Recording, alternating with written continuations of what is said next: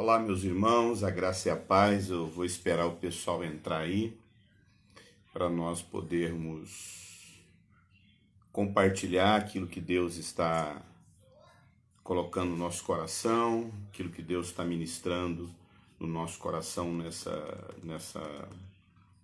nessa noite.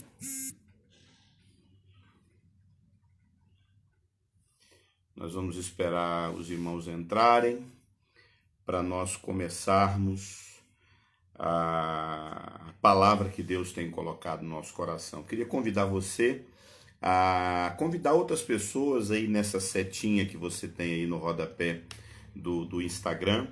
Convide mais pessoas para estar conosco. Convide mais pessoas. Nós vamos ter esse tempo aqui. Bênção de Deus. Ieda, graça e a paz. Muito bom. Cristiane. Rony, a graça e a paz. Isabel. Convide pessoas. Nós vamos estar falando sobre a unidade da igreja, a unidade do corpo de Cristo. Inclusive, depois eu quero ver aí a possibilidade de eu gravar também essa live, porque eu queria disponibilizar essa palavra. É uma palavra que Deus tem colocado no meu coração e há vários dias que eu tenho meditado nessa palavra, pensado a respeito da unidade da igreja. Então nós vamos estar falando sobre a unidade do corpo de Cristo. Eu gostaria de convidar você a convidar outras pessoas. Eu já vou enviar para outras pessoas aí.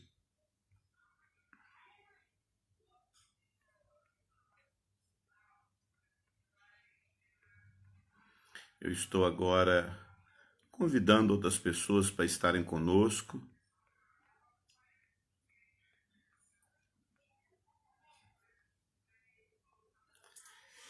Para estarem conosco aí na nossa live. Nós vamos estar falando sobre a unidade do corpo de Cristo. A unidade do corpo de Cristo. Se você puder já convidar outras pessoas para estarem com a gente, nós vamos estar falando sobre a unidade do corpo de Cristo.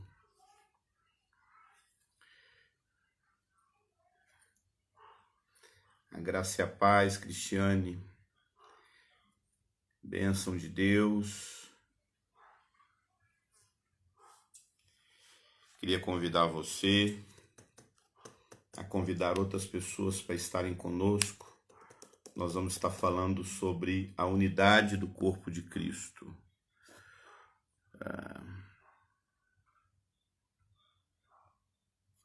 Eu já convidei algumas pessoas. Se você puder convidar outras pessoas, pastora Meire, a graça e a paz, minha irmã, nós vamos dar início à nossa live nessa noite. Dai paz, minha irmã. Anderson, presbítero Anderson, bênção de Deus. Meu grande amigo, pastor Cadu, Igreja Metodista de Muriaé, Minas Gerais. Esse ano, se for da vontade de Deus, nós vamos estar aí. Nós vamos estar falando sobre a unidade do corpo. Eu acho que 15 pessoas já está bom. Jesus falou que era 3, né? No mínimo 2, no máximo 3. Onde estiverem 2 ou 3 reunidos no nome dele, lá ele estaria. Inclusive, nós vamos estar falando sobre essa passagem. Então, já está com 17 pessoas, né? Então, já está bom demais. Bênção de Deus.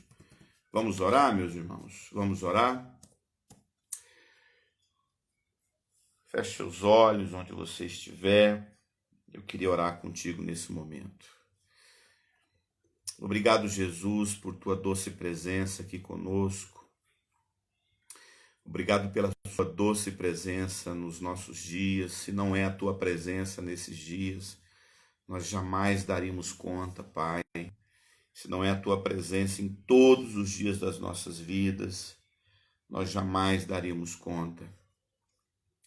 Pedimos que pelo teu Espírito nós sejamos sensíveis à tua voz nesse momento, que nós sejamos sensíveis à Tua palavra, que a Tua presença inunde nossos corações, inunde nossas casas. Pedimos, Senhor, que o Teu Espírito venha nos conduzir nesse momento. É tudo que nós pedimos, pelo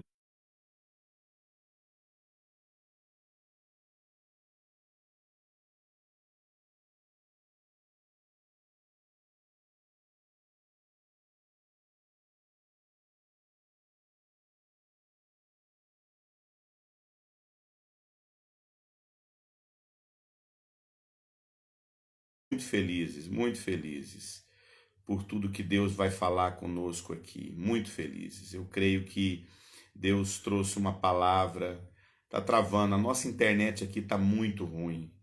Na verdade, o pessoal tá mexendo aqui no cabeamento e a nossa internet está muito ruim. Ainda está travando aí para vocês? Pois é.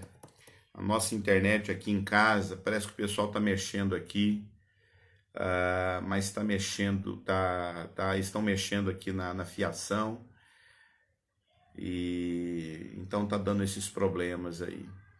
Deu uma melhorada ou ainda continua ruim ainda? Infelizmente, amados.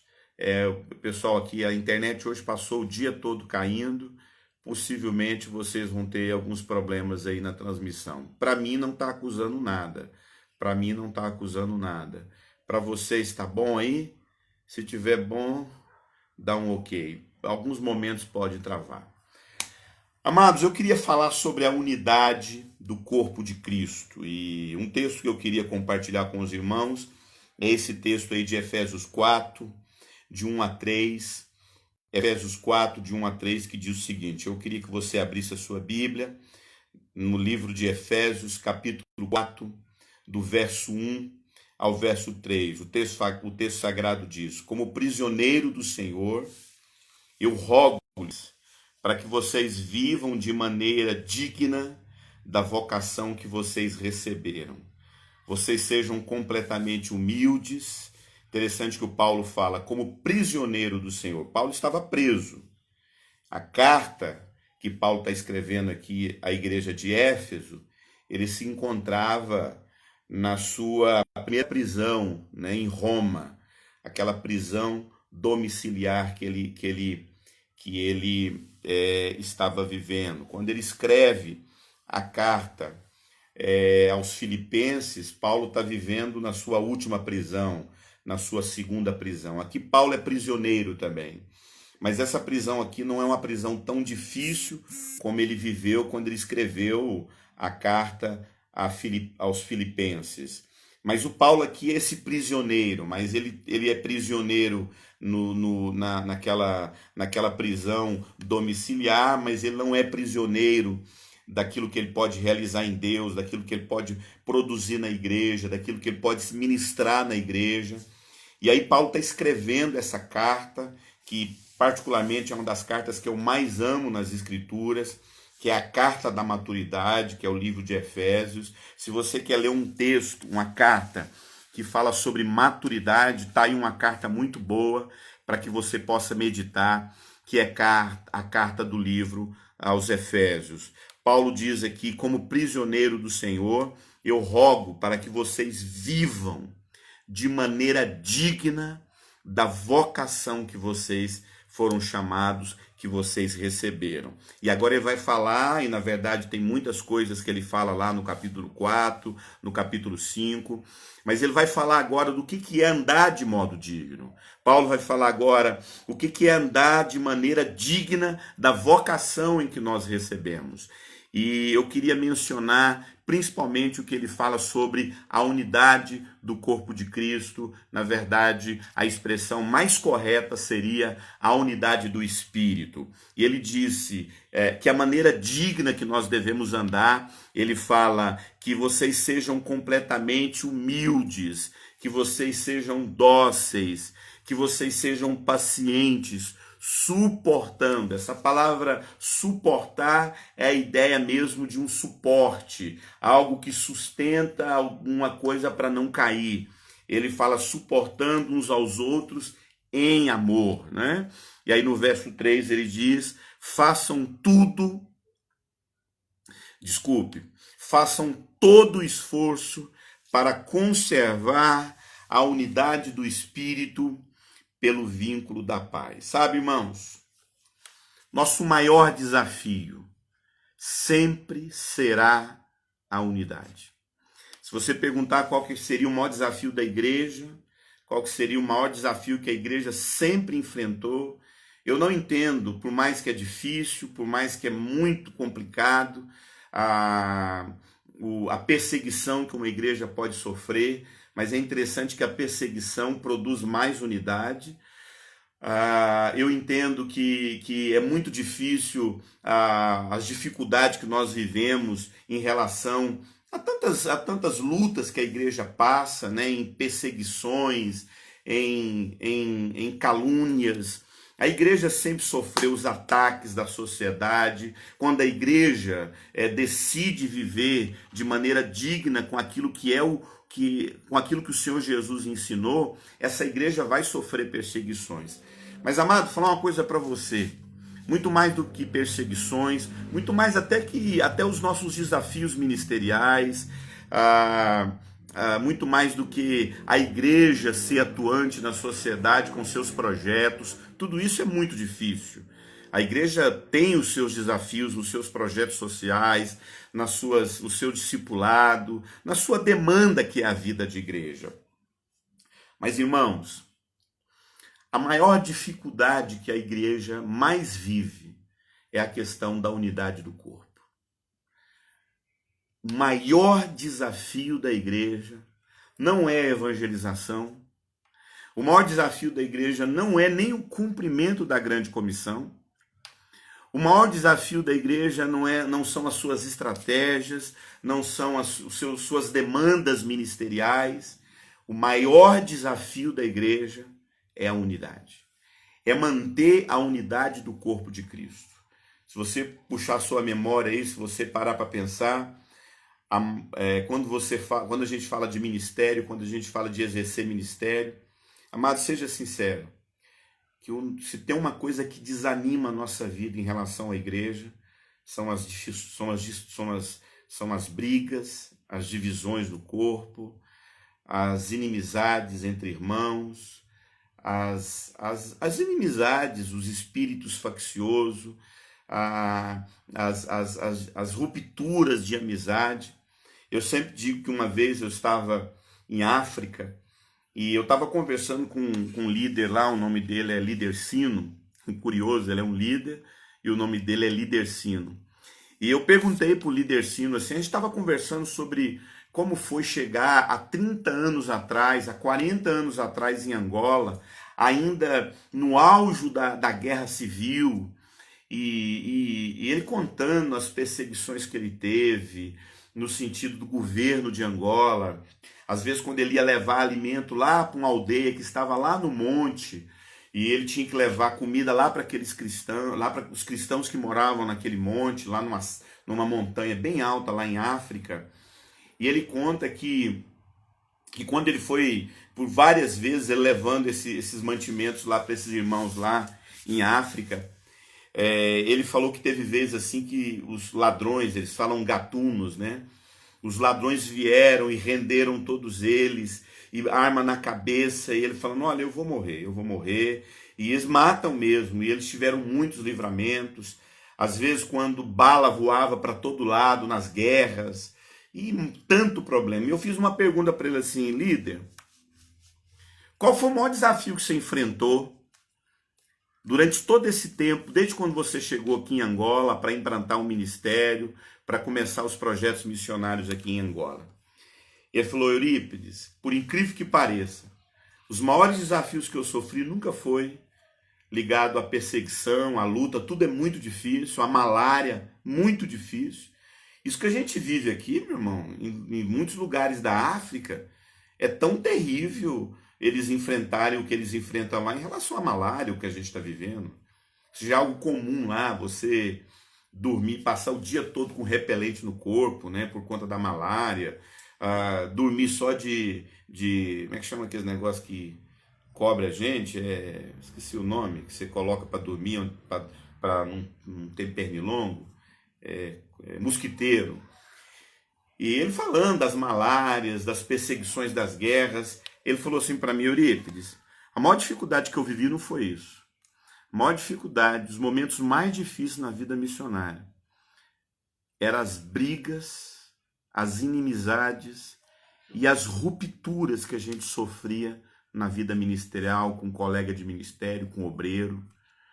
Ele falou: não tem coisa mais difícil do que você viver em inimizade. E eu falo a mesma coisa, mano. Tudo que eu já vivi na minha vida ministerial, como missionário, tudo que eu já vivi na minha vida ministerial como pastor, talvez uma das coisas mais difíceis que a gente enfrenta na vida cristã é na caminhada, as pessoas que a gente ama, muitas vezes virar até os nossos inimigos.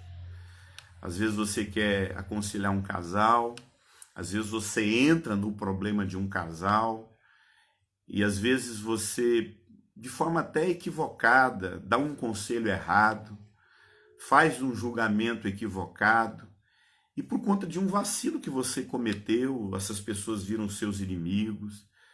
Na vida ministerial você tem que saber driblar várias situações, e às vezes você contraria uns e o outro não concorda com o que você está fazendo. Aquilo gera divisão no corpo de Cristo. Às vezes você faz a coisa na mais boa intenção, sem intenção de machucar ninguém, sem intenção de ferir ninguém. Divisão. Às vezes você vê uma pessoa ali falando mal de você na igreja. Às vezes você está ali dando a sua vida, dando tudo que você acredita a respeito da igreja, e você vê perseguições, inimizades, dissensões. Eu entendo, amado, que a maior dificuldade que a gente enfrenta como igreja do Senhor Jesus, aí eu estou falando de coisa pessoal, o que eu acabei de falar agora são coisas pessoais que a gente enfrenta. Porque, amado, aí na sua família, eu sempre uso o seguinte: na sua família, aí na sua família, na sua casa, tem você, sua esposa, seus filhos e alguns parentes. Na maioria das vezes, esses parentes não se metem na sua vida. Na maioria das vezes, as crises que você enfrenta no seu casamento, a maioria das vezes as pessoas nem sabem. Às vezes na sua vida ministerial, na sua vida familiar com sua esposa, com seus filhos, você passa dificuldade, a maioria das pessoas nem ficam sabendo disso. Quando acontece algum problema, talvez é alguém mais próximo de você, um tio, um irmão, uma sogra, um sogro, uma mãe, um pai, fica sabendo do que você está vivendo, mas geralmente fica ali no meio. Quando se trata de vida de igreja, principalmente liderança, nós líderes, nós somos muito expostos. Aquilo que você dá satisfação para 1 e 2 pessoas, quando a gente é pastor, e esse é o desafio, e essa é a realidade, e tem que ser assim, porque a gente é padrão dos fiéis, muitas vezes os nossos erros, esse erro, como eu disse, na sua vida, você tem que dar satisfação para 1 a 2 pessoas. Mas quando a gente é líder, qualquer problema que acontece na nossa vida, a gente tem que dar satisfação, explicação, prestação de conta para uma congregação inteira, para 200, 300, 400 pessoas. Agora você imagina o tanto que é difícil isso para um líder, para um pastor, para uma pastora administrar. Por isso que liderança é uma coisa muito séria. Falar de unidade da igreja é falar de um dos maiores desafios que nós enfrentamos no corpo de Cristo. E é interessante assim que quando a gente olha para esse texto, Paulo fala aos Efésios: façam todo o esforço para conservar a unidade do Espírito pelo vínculo da paz. Viver em paz, viver unidade é um esforço que nós devemos fazer. Unidade não é algo que flui naturalmente na nossa vida. Nós, seres humanos, principalmente depois da queda, temos uma tendência natural em estarmos divididos, em termos sérios problemas de inimizade, discussões. Isso é resultado daquilo que o nosso pai Adão rompeu com Deus lá no Éden. Então, quando a Bíblia fala, façam todo esforço, eu acho interessante que o texto fala, começa no verso 3, Efésios 4, 3. Façam todo esforço. Unidade é um esforço. A unidade é um esforço que eu e você temos que desenvolver nos nossos relacionamentos. Sermos um, temos um só coração, temos o mesmo objetivo, temos o mesmo propósito. Isso é um desafio que está ligado a esforço. Ninguém, amado, por conta do pecado, naturalmente, nós temos uma tendência em queremos ficar no nosso canto. Não queremos que ninguém se meta na nossa vida, não queremos que ninguém atrapalhe aquilo que a gente está vivendo, de certo ou de errado. Por isso que quando a Bíblia fala que nós devemos esforçar pela unidade, e essa é a palavra que eu tenho. Deus tem uma palavra para uns, Deus tem uma palavra para outro, Deus tem uma palavra para fulano. E eu quero trazer uma palavra que tem incomodado o meu coração aqui em casa. A Osana tem falado muito, Deus tem inclinado muito a Osana a respeito de guardar o coração. Sabe, irmãos, uma palavra que Deus tem colocado no meu coração diante do que eu tenho visto nas redes sociais, diante do que eu tenho visto na postura de alguns irmãos que eu até considero e amo. As pessoas não querem esforçar pela paz. As pessoas não querem se esforçar pela unidade da igreja. Nós gostamos, amado, de apedrejar pessoas. Amado, nós somos a geração dos apedrejadores da internet. Se você não concorda com alguém, a primeira coisa que você faz é lançar pedras. Eu vivo um conflito como pastor. Sabe por que eu vivo um conflito como pastor? Porque às vezes a gente, assim, sem nenhuma intenção, às vezes apenas expressando uma opinião de algo que você julga não ser problema. Amados, a turma quase te frita na internet. E eu descobri, eu tenho tido uma postura. Todas as vezes que eu quero publicar alguma coisa, eu penso 1, 2, 3, 4, 5 vezes. Eu já penso no fulano, que eu sei que o fulano de tal é campeão em discordar. Eu já penso no ciclano de tal, no beltrano de tal. Eu já penso nas pessoas que você sabe que vai virar problema. Porque a gente hoje virou uma geração de apedrejadores na internet. Se você não concorda com alguém, você literalmente mete a pedra. Por isso, se eu publico aí, se eu escrevo, se eu faço design de alguma arte, de algum desenho, se eu faço alguma coisa, amado, sinceramente, deixa eu contar uma coisa para você. A maioria das coisas que eu escrevo na internet, a maioria, antes de publicar eu já deleto. Eu falo, não mexa com isso não. Eu vou lá, escrevo, que de repente eu leio. Aí eu pego a tecla Enter, né? Não sei se é Enter, a gente esquece, Del, e vou deletando o texto assim, não, deixa isso pra lá. Facebook. E deixa eu te contar uma coisa, eu sou encrenqueiro. Eu sou cri-cri. Eu sou chato, você não tem noção o tanto que eu sou chato, cri-cri. Se eu fosse, às vezes eu dou um vacilo, comento uma coisa que eu falo, Deus, para que eu fui comentar isso? Olha a briga que eu causei.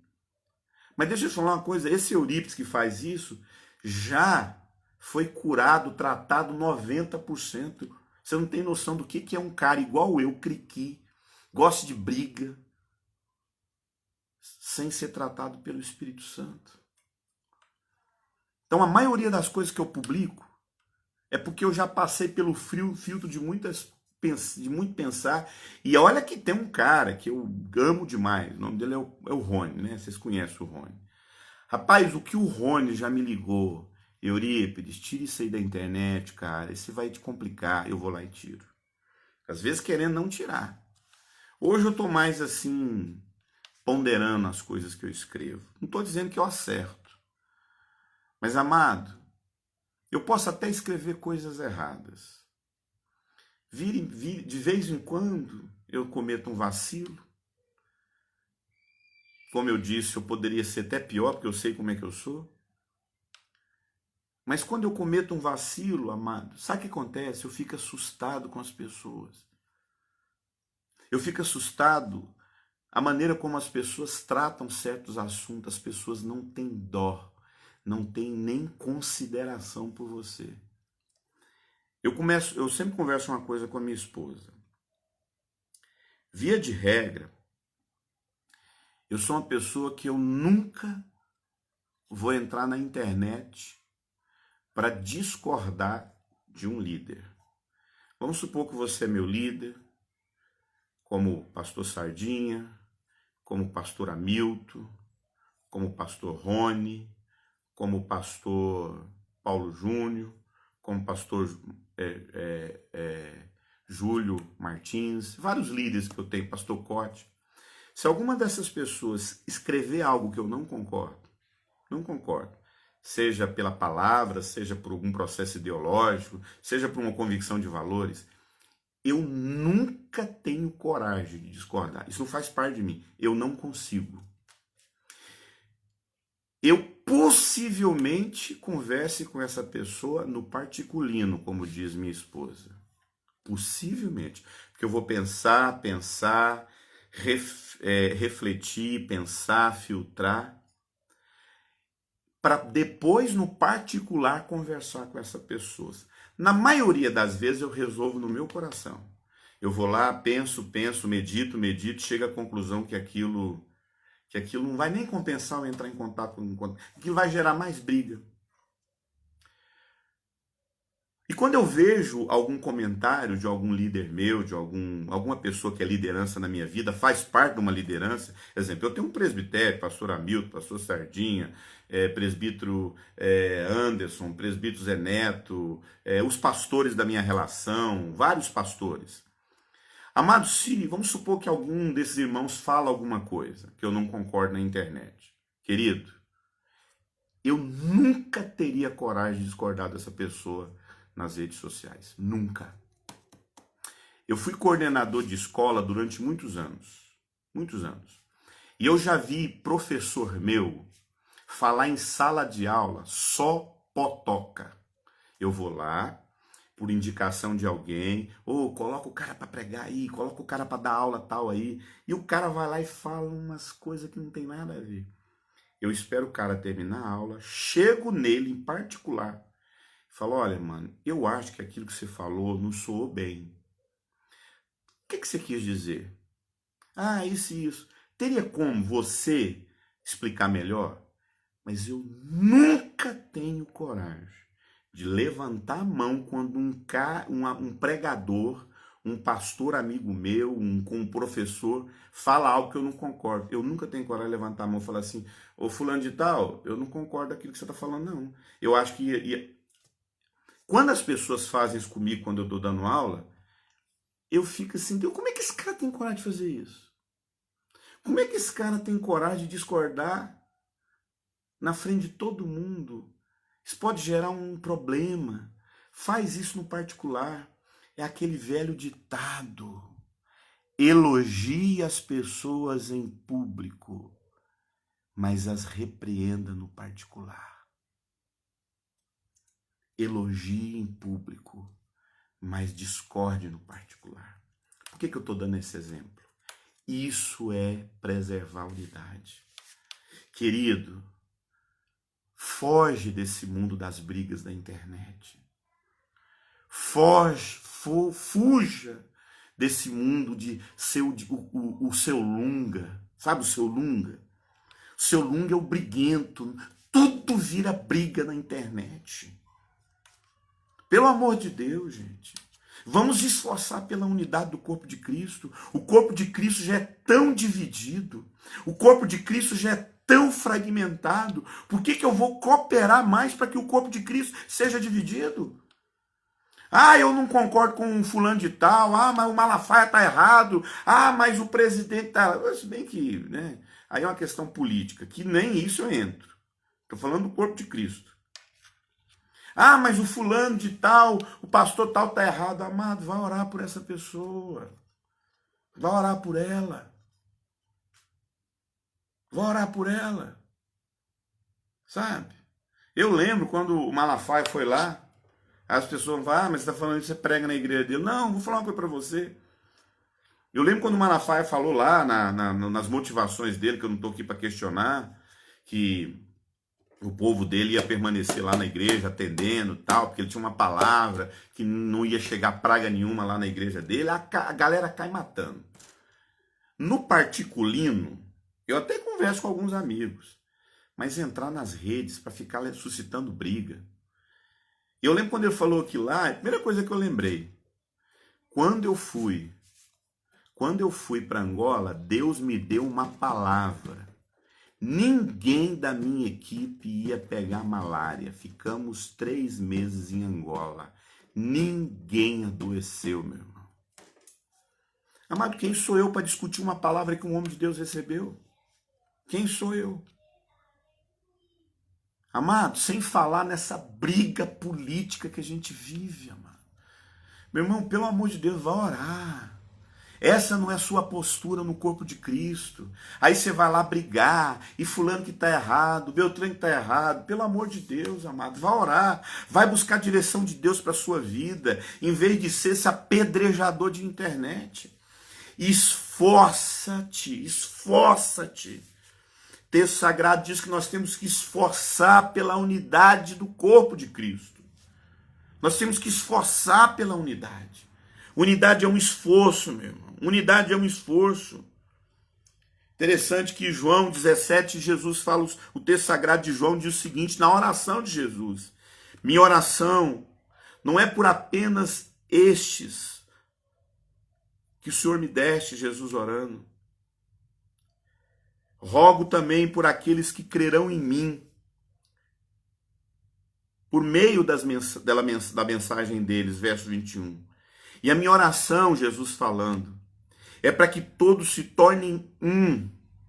Assim como tu estás em mim, eu em ti, que eles sejam um em nós, para que o mundo creia. Jesus fala que a forma como o mundo crê é pela unidade da igreja. E é interessante, amado, Jesus orou pela unidade. Jesus não orou para que a igreja fosse vencedora, para que ela tivesse sucesso, para que ela fosse uma igreja, sei lá, né?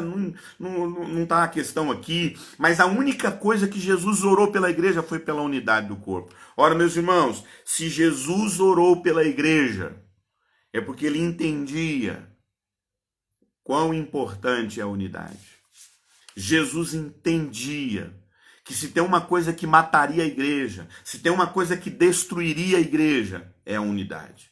Quando você vê lá a unidade da Torre de Babel, interessante que Deus olha para aquele povo e fala, eles são um, não haverá nenhum empecilho para que eles desejam fazer o que eles querem, porque eles são um. Amada, a gente não consegue romper. Presta atenção. Nós estamos diante de uma realidade em que o mundo está confuso. Os governantes estão confusos.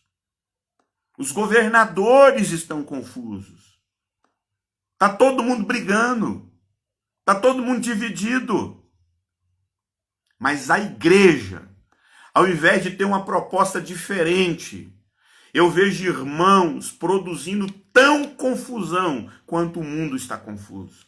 Amado, um mundo dividido é perfeitamente normal, vamos assim dizer. Um mundo dividido é perfeitamente aceitável. Mas uma igreja dividida, amado, é uma grande desgraça, não tem outra palavra para ser usada. Nesse momento era momento da igreja ter uma palavra de unidade. Nesse momento era momento da igreja ter uma palavra de unidade para o povo, de paz. A igreja, muitos irmãos se posicionam na briga, mais para confundir. Mano. Jesus orou pela unidade da igreja. Jesus orou pela unidade da igreja. Jesus orou pela unidade da igreja. Jesus colocou diante do Pai em intercessão a unidade da igreja.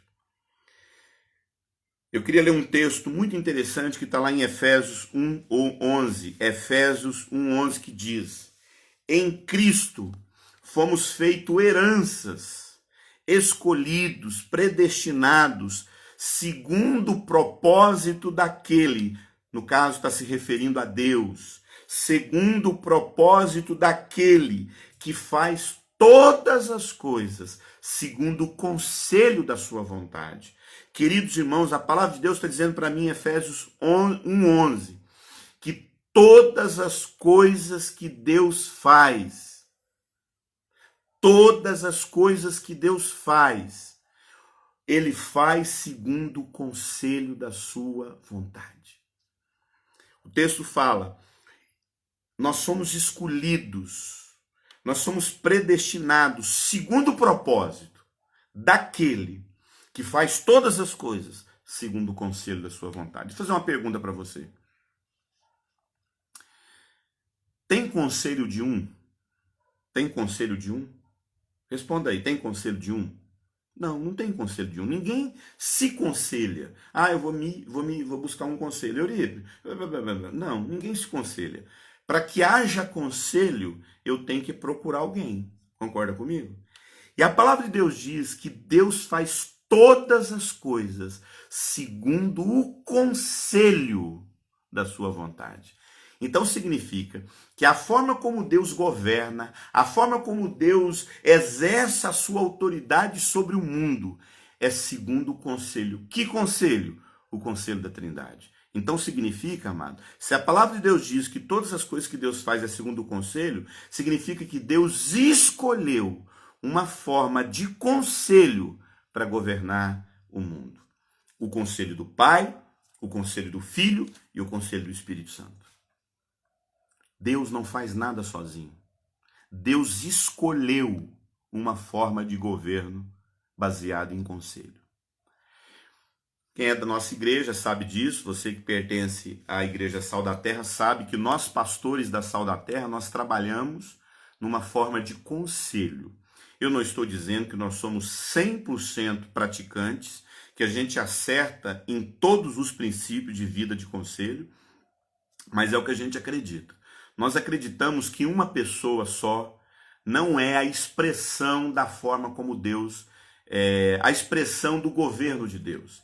Se nós pudéssemos olhar para a igreja do Senhor Jesus Cristo e vermos uma forma de liderança, de governo que se aproxima mais da Trindade, é o governo de conselho, aonde o Eurípides não é o que tem a última palavra, aonde não é o fulano que tem a última palavra. Nós estamos aqui, nós temos que decidir algo. Então, nós somos em 10 pessoas. Quem concorda, levante a mão. Aí, 7 concorda. 3 não concordam. Então ganhamos. Não, isso não é conselho. Isso é democracia. Vida de conselho não é a maioria que ganha. Vida de conselho é todos pensando a mesma coisa. Se eu trago diante do meu conselho algo e o conselho não concorda ou não consegue entender, eu tenho que gerar isso no conselho, eu tenho que ter vida de oração e gerar isso no conselho. Exemplo, a mesma coisa acontece com marido e mulher. Eu tenho que enfiar a goela abaixo o que eu quero na minha esposa. Olha, você vai fazer o que eu quero, ou eu busco conselho e juntos nós tomamos uma decisão. Então aprenda o seguinte, amado. Vida de conselho é a maior expressão do caráter de Deus. Você quer entender o que é uma liderança que expressa mais o caráter de Deus? Vida de conselho. Você quer entender uma expressão que mais se expressa na sua igreja? Você quer ter uma liderança que mais se aproxima? Eu não estou dizendo que a gente vai conseguir isso aí, mas a gente vai pelo menos acreditar que a forma mais bíblica, que mais parece com aquilo que a igreja deveria exercer, é a vida de conselho. Agora, a gente vive num mundo individualista, mas onde cada um quer viver o que quer, do seu jeito. E a nossa vida de conselho, a vida de conselho é um grande desafio, amado. Você fazer as coisas baseadas em conselho, buscar o conselho do seu irmão, levar isso diante da sua liderança e buscar conselho. Buscar conselho não é buscar palpite, tá? Ah, eu estou aqui para palpitar. Não, eu estou aqui para buscar uma palavra de Deus e te aconselhar. Eu estou aqui para buscar uma palavra de Deus e aconselhar a sua vida. Amado, Jesus não decidiu fazer as coisas sozinho, não. Ele buscou conselho. O mundo não é governado a partir de um Deus que decide sozinho, não. O mundo é governado a partir de um Deus que busca conselho com a Trindade, busca conselho com o Filho e com o Espírito Santo. Texto sagrado continua de... Vamos voltar lá no texto. Volta lá comigo lá no texto de Efésios 4:1. Sejam completamente humildes, dóceis, pacientes. Efésios 4:2. Verso 3. Façam todo esforço. Façam todo esforço. Unidade não é a coisa que a gente gosta de fazer, é um esforço. Unidade é um esforço. Não é algo prazeroso, mas a gente se esforça. Você acha que eu tenho prazer, meu irmão? De toda terça-feira sentar com o meu conselho e buscar conselho de tudo? Não é fácil, não. A gente quer fazer a nossa vida porque a gente quer, mano. A gente quer fazer a nossa vida porque a gente quer. Da nossa forma. E buscar conselho. O Rony acabou de entrar. O Rony, com certeza, foi uma das pessoas que mais me confrontou a vida de conselho. Porque minha vida, amado, naturalmente a minha vida foi assim, sem conselho de nada. E buscar conselho, amado, é buscar um esforço da unidade. Então, vou falar uma coisa para você. Quem não busca conselho está contra a natureza de Cristo. Quem não vive uma vida de conselho está contra o caráter do Espírito Santo, está contra a natureza da Trindade. E nós temos que parar de viver essa vida individualista, onde é do meu jeito, da forma como eu quero, do jeito que eu quero. Vida de conselho é a expressão da Trindade. Volto a repetir o texto. Volto a repetir o texto aí que nós lemos de Efésios 1:11. Todas as coisas que Deus fez, Ele fez segundo o conselho da Trindade. O conselho da Trindade. Queria fazer uma pergunta para você. Você vive uma vida de conselho? Você busca conselhos ou você simplesmente faz do jeito que você quer? Amada, a gente é pastor, não tem coisa mais irritante. Eu estou falando que eu já devo ter, eu fiz isso já. Eu fiz isso. Ó, eu quero trazer uma coisa para você aqui, mas só para vocês orar, porque eu já sei o que eu quero. Ô, meu irmão, então não é conselho que você quer fazer do seu jeito. Você não quer viver aquilo que é a natureza de Cristo. Amada, a Trindade não é singular, a Trindade é plural. Deus não é um Deus...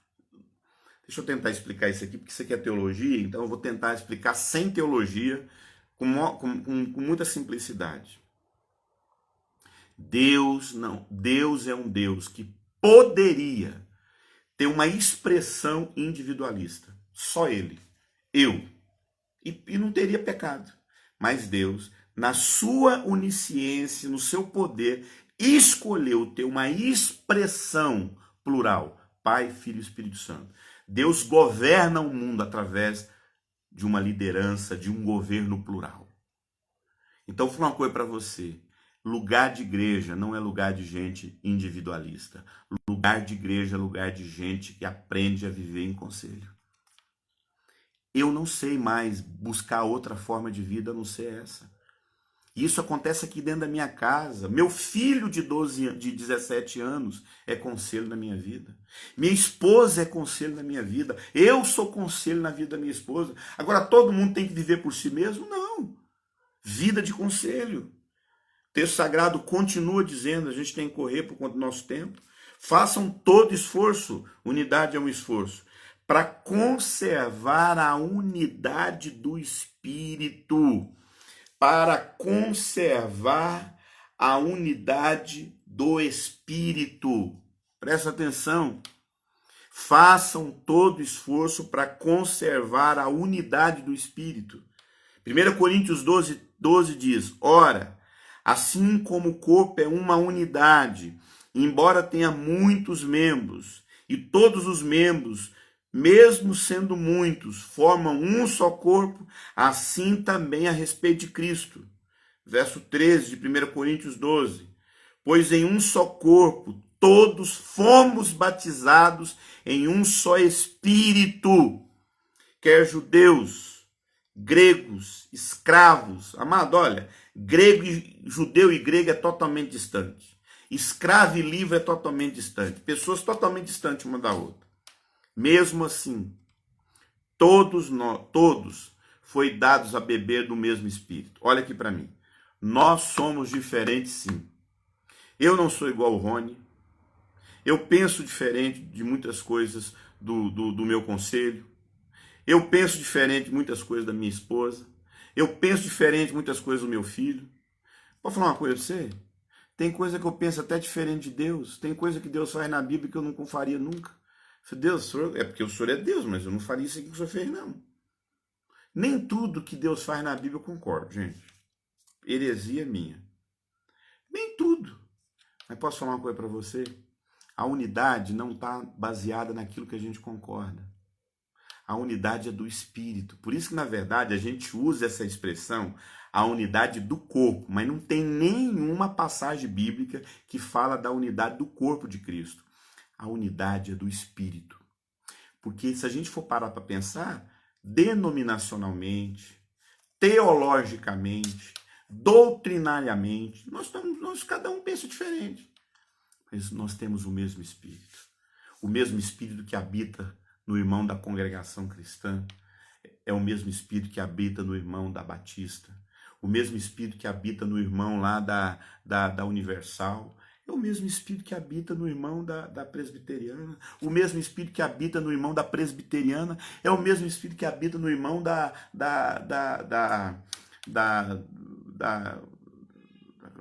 comunidade evangélica. Tanto nome que a gente até perde, né? Porque a nossa unidade é a unidade do Espírito, amado. Então, vou falar uma coisa para você. Eu posso pensar diferente de você. Eu estou aqui pensando diferente. A maneira como eles estão acreditando é diferente. Mas o Espírito tem que ser o mesmo. Eu posso pensar diferente de você. Mas se o meu espírito for o mesmo, se eu entender que o nosso espírito é o mesmo, eu vou me esforçar. Eu falo, sabe uma coisa? O mesmo espírito que habita nele, habita em mim. A mesma forma de pensar dele não é a mesma forma minha, mas é o mesmo espírito. Então, já que o espírito é o mesmo, eu abro mão. Pelo espírito, eu abro mão. Pelo espírito, eu abro mão. Amado, a gente fica tentando buscar unidade por aquilo que a gente pensa igual e a gente pensa diferente. A nossa unidade é baseada no Espírito. 2 Coríntios 3,13 fala.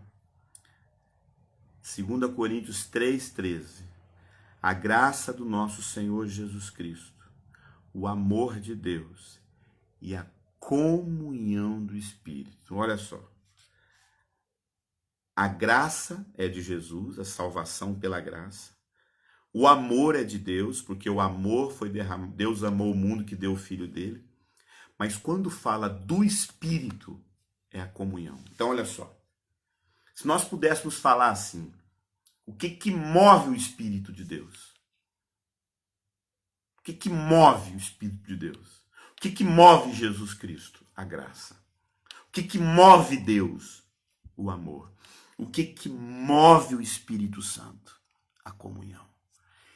O Espírito Santo é movido pela unidade, pela comunhão. Aonde não há unidade, não há manifestação do Espírito Santo. O Espírito Santo é unidade. O Espírito Santo é unidade. A nossa unidade é baseada no Espírito. Então o Espírito Santo é movido por unidade. O Espírito Santo é movido pela comunhão. Olha, interessante. Mateus 18:20. Porque onde estiverem 2 ou 3 reunidos em meu nome, aí eu estou no meio de vocês. Olha só. Jesus está no meio aonde tem pluralidade. eu não estou dizendo que o Espírito Santo não habite numa pessoa só. Eu não estou dizendo que o Espírito Santo não possa habitar no coração de um ser humano. Não é isso que eu estou dizendo. Mas o que eu estou dizendo para você é que quando você quer ter certeza que o Espírito Santo, que a presença de Jesus é garantida no nosso meio, é quando tem duas pessoas. A manifestação de Deus é na pluralidade e não na singularidade. É quando há pluralidade, é quando há dois, quando há três. Isso é a unidade do Espírito. Nós vamos entrar nos finais aqui. Eu queria falar um pouco a respeito de que a única forma... Vou tentar falar rápido, né? Sabe qual foi a única reunião que Jesus ensinou para nós? Pensa aí comigo. Eurípides, Jesus ensinou uma reunião para a gente? Ensinou. Você sabe qual foi a única reunião que Jesus ensinou para a igreja? Vamos pensar assim, Jesus ensinou um culto de libertação, Jesus ensinou um culto de oração, Jesus ensinou um culto de louvor, Jesus não ensinou nada disso. Não que a gente não que não possa fazer isso. Mas Jesus não ensinou culto de oração, Jesus não ensinou culto de vigília, Jesus não ensinou culto de visitação, Jesus não ensinou culto, nada disso Jesus ensinou. Não que a gente não possa fazer isso, mas nada disso Jesus ensinou. Sabe qual foi a única reunião que Jesus ensinou pra gente? Jesus falou assim, eu vou ensinar uma reunião para vocês. E a reunião de vocês, sabe qual que é? Sentar numa mesa em unidade. Isso que a gente acabou de fazer agora com Paulo Júnior. Sentar numa mesa. 1 Coríntios 10, 16. Porventura o cálice da bênção que bebemos, que abençoamos, não é a comunhão do corpo de Cristo? Desculpe. Porventura o cálice da bênção que abençoamos não é a comunhão do sangue de Cristo? O pão que partimos não é a comunhão do corpo de Cristo? Porque nós, mesmo sendo muitos, somos um só pão. Em Atos 2, 42, a Bíblia fala, e perseveraram na doutrina dos apóstolos, na comunhão e no partir do pão e nas orações. Jesus ensinou a gente viver em comunhão. Jesus ensinou a ceia como a maior e talvez única expressão de vida da igreja. Você quer saber o que é ser igreja? É a gente sentar numa mesa e tudo que a gente faz nascer a partir de uma mesa. Aqui em casa as coisas não nascem a partir de um filme da Netflix. Aqui na minha casa as coisas nunca vão nascer a partir de um dia de piscina. Aqui em casa nada vai nascer a partir de um jardim que todo mundo toma conta, uma casa que todo mundo limpa, um chão que todo mundo esfrega, um banheiro que todo mundo lava, uma compra que todo mundo faz no supermercado. Aqui as coisas não nascem a partir da compra que a gente faz. Tudo isso é importante? Tudo é importante. Numa família tem que ter compra? Tem. Numa família tem que ter um filminho que a gente assiste? Tem. Numa família tem uma casa para limpar? Tem. Mas isso não é o que define a vida de uma família. A vida de uma família define o quanto eles sentam na mesa, partem o pão, comem junto, abrem o coração e falam um com o outro. Nós podemos estar pregando, dirigindo louvor, cantando música, limpando igreja e não ter vida de igreja. Se a gente não aprender a sentar na mesa e ter vida de comunhão, ter vida de mesa, as coisas na igreja têm que nascer a partir de uma mesa. Jesus anunciou a vida da igreja a partir da mesa. Se não tem mesa, não tem igreja. Sem mesa, não há igreja. Porque a única reunião que Jesus ensinou para a igreja foi a mesa. E por fim, vamos ver se a minha live vai dar tempo. Eu comecei 10 minutos atrasado. E por fim, ele fala, façam todo esforço. Efésios 4, 3. Façam todo esforço. Unidade é esforço. Amém? Esforço. Para conservar a unidade do Espírito. É pelo Espírito, não é pelas nossas opiniões. Não é pelo que eu penso, é pelo Espírito. Temos que ter o mesmo Espírito. Pelo vínculo da paz. Pelo vínculo da paz. Deixa eu explicar isso aqui para você, ainda aqui rápido. Você já viu aquele cano que quem é encanador sabe disso. Quando você tem um cano, aí você vai emendar um cano no outro. Tem uma dobra, aí você quer vir com um cano aqui, depois esse cano vai dobrar. O que você tem que fazer para que esse cano aqui fique unido um no outro? Fazer um vínculo. Comprar um vínculo e colocar a fita, colocar a veda rosca, amarrar num cano, depois vir no outro cano e pôr aquele vínculo. Isso é um vínculo. Sem aquele vínculo, esse cano está solto. A Bíblia fala que não há possibilidade da gente viver unidade se não for por um vínculo. Qual é o vínculo? O Eurípides tem unidade, o Rony tem unidade. Mas para que essa unidade junte uma com a outra, tem que ter um vínculo. Qual é o vínculo? A paz. Sabe qual que é o problema? A gente só quer brigar. A gente só quer buscar opinião. A gente só quer bater de frente. Ninguém vai ter unidade se não tiver vínculo de paz. O que mantém a unidade é o vínculo. Numa família, amado, o que mais destrói a comunicação de uma família? Briga. Você já viu o que mais destrói a intimidade de um casal? Briga. Você quer acabar com a intimidade de um casal? Esse casal aprender a ficar brigando. Queridos irmãos, nós temos que nos esforçar, como a palavra de Deus diz, que nós devemos nos esforçar pela paz. O que depender de vós tem de paz com todos os homens. O que depender de vós tem de paz. Isso é muito forte. Mateus 5:9 diz: bem-aventurados os pacificadores, porque eles serão chamados filhos de Deus. Tem muita gente em crise. Como é que eu busco a minha identidade de filho? Como é que eu busco que eu sou filho de Deus? Então, você quer buscar a identidade de filho de Deus? Proclame paz, meu irmão. Amado, tem pessoas aqui na minha casa que eu falei: Osana, não dá para conversar com essas pessoas, só sabe brigar. Amada, a unidade do Espírito é a paz. O vínculo da paz é o que une a nossa vida. 1 Pedro 3, de 10 a 11, diz o seguinte: porque quem quer amar a vida e viver dias bons, refreia a sua língua do mal. Os seus lábios não falem engano. Se aparte do mal, faça o bem e busque a paz e siga. 1 Pedro 3,10 diz o seguinte: busque a paz e siga. Larga de ser briguento, meu irmão. Vai seguir a paz. Jesus é o príncipe da paz. Até quando a gente vai virar esse gente que só sabe brigar? O que esse mundo está precisando? De paz. Jesus, quando chega ali nos discípulos, estava todo mundo agitado, todo mundo ansioso lá, porque Jesus tinha morrido. Jesus se coloca no meio dele e fala o quê? Paz seja convosco. Paz seja convosco.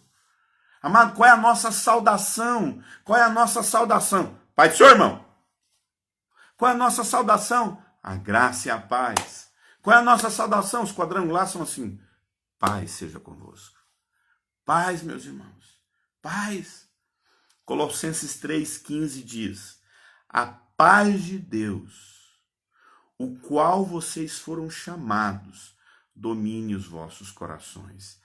Olha só o que Colossenses 3,15 diz: a paz de Deus, para a qual vocês foram selados, domine o vosso coração. Paulo diz que a gente foi selado para viver em paz, amado. Tiago 3,18 fala: ora, o fruto da justiça semeia-se em paz para aqueles que exercitam a paz. O fruto da justiça semeia-se em paz, a qual aqueles que vivem em paz. E por fim, eu queria deixar esse texto, é um texto rápido, o Filipenses 4,9. O Deus da paz esteja convosco.